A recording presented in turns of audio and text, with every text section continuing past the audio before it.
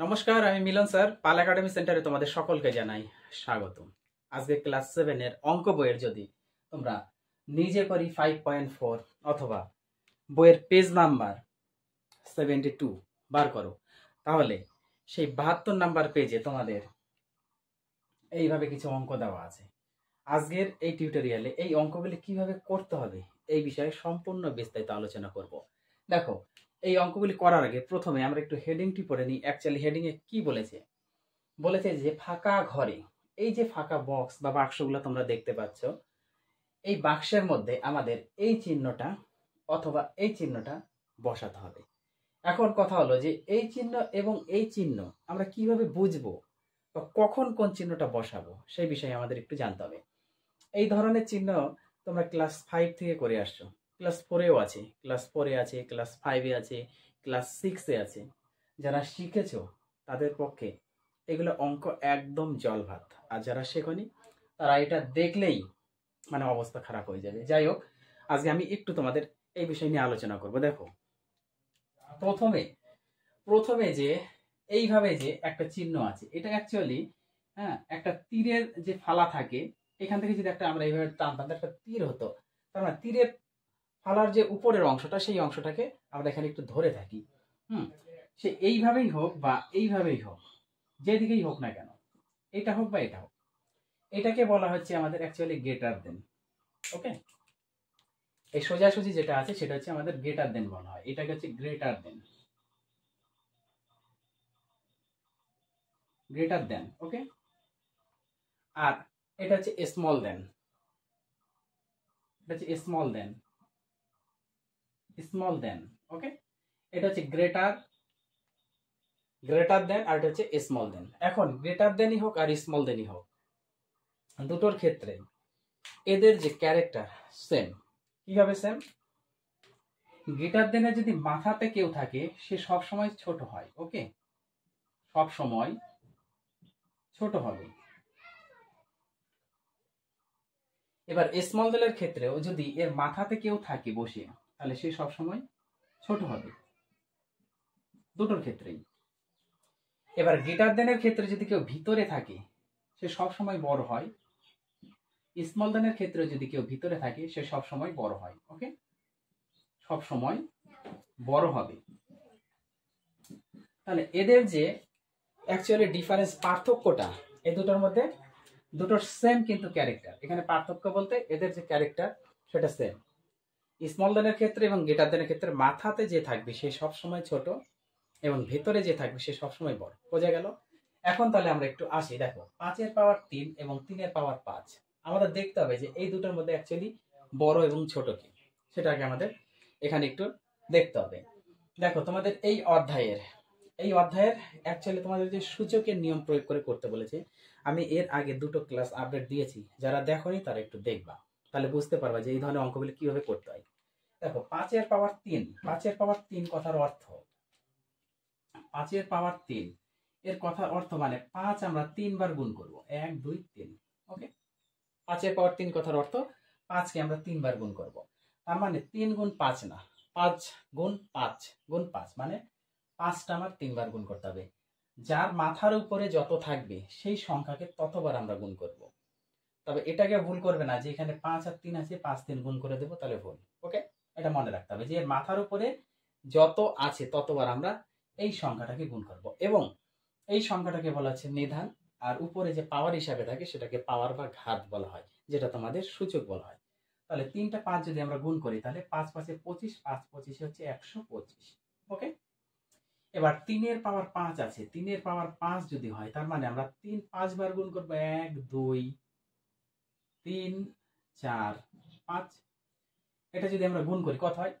3 3-এ 9, 3 3-এ 9, 9 নং 81। দেখো, 3 3-এ 9, 3 3-এ 9, তাহলে 9 নং 81। 81-এর সাথে যদি আমরা 3 গুণ করি, 3 অক্ষে 3, 3 8-এ 24, 243। এবার তাহলে তোমরাই বলো যে 243 বড় না 125 বড়? অলওয়েজ 243 বড়। তাহলে 243 কার থেকে এসেছে? এই সংখ্যা থেকে এসেছে। তার মানে বড় যদি হয় তাহলে আমাদের সবসময় ভিতরে রাখতে হবে। তার মানে ভিতরে যে থাকবে সে হচ্ছে বড়। তাহলে এইটাকে আমাদের ভিতরে রাখতে হবে, তার মানে এইভাবে আমাদের দিতে হবে। এই ভিতরে থেকে গেল আরে মাথাতে, তাহলে মাথাতে ছোট আর ভিতরে গেল বড়। ক্লিয়ার? 2 নাম্বার ক্ষেত্রে দেখো, 6 এর স্কয়ার করেছে, 6 এর স্কয়ার তার মানে 6 কে আমরা কবার গুণ করব, দুবার, 6 গুণ 6 ইকুয়াল টু 36, 36। এবার 2 এর পাওয়ার 6 আছে, 2 এর পাওয়ার 6 আছে মানে আমরা 2 কবার গুণ করব, 6 বার, একবার, দুবার, তিনবার, চারবার, পাঁচবার, 6 বার, 1 2 3 4 5 6, 6টা 2। এখন গুণ করে দেখতে হবে যে আমাদের কত হয়, 2 দুগুণা 4, 4 দুগুণা 8, 8 দুগুণা 16, 16 দুগুণা 32, 32 দুগুণা 64, 64। অর্থাৎ 6টা যদি 2 আমরা গুণ করি তাহলে হচ্ছে আমাদের 64 আসে, 64 আসে। 2 দুগুণা 4, 4 দুগুণা 8, 8 দুগুণা 16, 16 দুগুণা 32, 32 দুগুণা 64। তার মানে 64 আমাদের বড়। তাহলে 64 যদি বড় হয় তাহলে আমাদের এটাকে ভিতরে রাখতে হবে আর এটাকে মাথায় দিতে হবে। ক্লিয়ার? এবার 2 এর পাওয়ার 4, দেখো 2 এর পাওয়ার 4 তার মানে 2 4 বার গুণ হবে, 1 2 3 4। গুণ করলে কত হয়, 2 দুগুণা 4, 4 দুগুণা 8, 8 দুগুণা 16, 16 হলো। এবার 4 এর পাওয়ার 2 আছে, 4 এর পাওয়ার 2 যদি থাকে তার মানে 4 আমরা দুবার গুণ করব, 4 4 16, 4 4 16। তাহলে এই অঙ্কের ক্ষেত্রে কি দাঁড়াচ্ছে, দেখো 2 এর পাওয়ার 4, 1 2 3 4, চারটে, 2 দুগুণা 4, 4 দুগুণা 8, 8 দুগুণা 16। এবার 4 এর পাওয়ার 2, 4 আর 4 গুণ করছে 16। তার মানে এই দুটো চিহ্নের মধ্যে কিন্তু কিছু অ্যাকচুয়ালি আমরা দেখতে পাচ্ছি না, কারণ 16 আর 16 দুটোই হচ্ছে ইকুয়াল, দুটোই সমান। যদি সমান হয় তোমাদের এখানে কিন্তু অপশনে দেয়নি যে এখানে আরেকটা হয় যেটা হচ্ছে সমান সমান ইকুয়াল চিহ্ন হয়, এই ইকুয়াল চিহ্নটা তোমাদের এখানে দেয়নি। তাহলে বোঝা গেল যে এখানে অ্যাকচুয়ালি ইকুয়াল হচ্ছে, তার মানে এটা আমরা সমান সমান দিতে পারি যে দুটোই সমান। 2 এর পাওয়ার 4 মানে 2 দুগুণা 4, 4 দুগুণা 8, 8 দুগুণা 16, আর 4 এর পাওয়ার 2 মানে 4 গুণ 4 মানে 16। তাহলে এই দুটো হচ্ছে আমাদের সমান। পরিষ্কার? তোমাদের বই সেখানে কিন্তু দেয়নি, শুধু বলেছে যে ফাঁকা করে এই চিহ্ন আর এই চিহ্নটা বসাতে বলেছে। যেহেতু দেয়নি সেহেতু আমি তোমাদের এটা করে দিলাম, এটা তোমরা ছেড়ে দিতেও পারো, কোনো অসুবিধা নেই, তবে ছাড়বে না, অঙ্ক শিখতে হবে। তাহলে এইভাবে একটু করবা, ওকে। পরে 4 নম্বরে দেখো কি বলেছে, 7 এর স্কয়ার। এবার 7 এর যদি আমরা স্কয়ার করি, দেখো 7 এর স্কয়ার মানে 7 কে আমরা 7 গুণ 7 দুবার গুণ করব, 7 7 49, ওকে। এবার 2 এর পাওয়ার 7, 2 এর পাওয়ার 7 যদি থাকে তার মানে 2 7 বার, একবার, 2 বার, 3 বার, 4 বার, 5 বার, 6 বার, 7 বার, 1 2 3 4 5 6 7। দেখো 6 বার 2 গুণ করে আমাদের কত এসেছে, 64, তাই না? এখানে আমরা গুণ করেছি 6টাতে 64, তাহলে 64 এর সাথে আরেকটা 2 গুণ করি আমরা, 4 দুগুণা 8, 6 দুগুণা 12, 128। তাহলে 49 বড় না 128? অলওয়েজ 128। তাহলে 128 যদি বড় হয় তার মানে 128 কে আমাদের রাখতে হবে ভেতরের দিকে আর এটাকে রাখতে হবে আমাদের বাইরের দিকে। ক্লিয়ার? এবার সেম ভাবে 3 এর পাওয়ার 4 আমি একটু উপরে করি, দেখো 3 এর পাওয়ার 4 মানে আমরা লিখতে পারি 3 গুণ 3 গুণ 3 গুণ 3। তার মানে এটা গুণ করলে আমাদের আসে কত, 3 3 9, 3 3 9, তাহলে 81, 9 নং 81, ওকে। আরেকটা আছে 4 এর পাওয়ার 3, 4 এর পাওয়ার 3 যদি আমরা করি 1 2 3, 3টে 4 গুণ হবে, 4 4 16, 4 16 64, 64। তাহলে দেখা যাচ্ছে যে আমাদের 81 বড়। 81 কোথা থেকে এসেছে, আমাদের 3 এর পাওয়ার 4। তাহলে 3 এর পাওয়ার 4 বড় এবং 4 এর পাওয়ার 3 ছোট, তার মানে এটাকে ভিতরে রাখতে হবে আর এটাকে বাইরে রাখতে হবে। লাস্ট যে অঙ্কটা তোমাদের 3 এর পাওয়ার 5, 3 এর পাওয়ার 5 মানে আমরা লিখতে পারি 1 2 3 4 5 ইকুয়াল টু কত হবে, 3 3 9, 3 3 9, 9 নং 81, 81 সাথে যদি আরেকটা 3 করি তাহলে দেখো আমরা করেছি যে প্রথমেই করেছি 3 এর পাওয়ার 5, 3 এর পাওয়ার 5 মানে হচ্ছে 243, 243। এবার 5 এর পাওয়ার 3 আছে, 5 এর পাওয়ার 3 যদি করি আমরা তার মানে 5 গুণ 5 গুণ 5, এটা কিন্তু দাঁড়াবে 125, তাই না?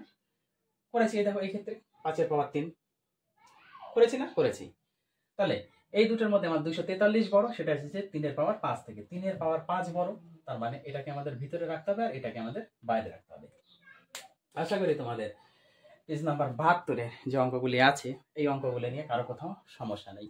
যদি সমস্যা থাকে আমাকে অবশ্যই জানাবে, আর ক্লাসটা যদি ভালো লাগে তাহলে অবশ্যই একটা লাইক দিবে, আর যারা নতুন দেখছে আমার চ্যানেলটিকে একটু সাবস্ক্রাইব করে দিবা, আর যারা আমার প্রোফাইলে নতুন দেখছে প্রোফাইলটাকে একটু ফলো করে দিবা।